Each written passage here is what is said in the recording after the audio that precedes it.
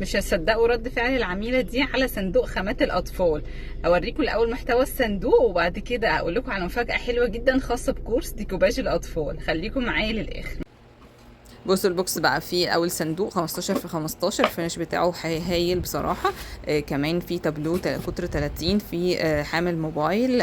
بصوا بيتركب ازاي ويتفك بحيث ان يبقى على الوشين. في لون ابيض للتاسيس ورنيش مائي اللزق والعزل، وفي مركزات الوان عشان يبدعوا بقى في الالوان. في 3 رولات سفنج، في 4 فرش للدهان وللورنيش، وبعدين بقى الفايل بتاع العجايب، في عجله الالوان والستنسل وصنفره الورق علشان يعملوا التابلو، ومناديل بقى مختلفه.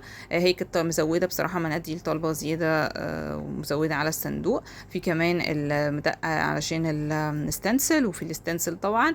والمفاجاه بقى ان الكورس مجانا لمده شهر. تدخلوا عليه تفرجوا، واللي محتاج الخامات يقول لي. ودي صور المنتجات اللي احنا بنشتغلها. انا كنت بعت كل الحاجات اللي احنا اشتغلناها ما عدا بس البرطمان لان هو بيكون عندكم.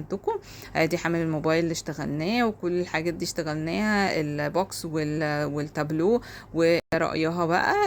كنت مبسوطة جدا بيه، وهي حتى كمان نفسها اشتغلت معاها. كل اللي حابب يستفيد بالعرض يسيب كومنت وانا هبعت له التفاصيل على الانبوكس. مع السلامة.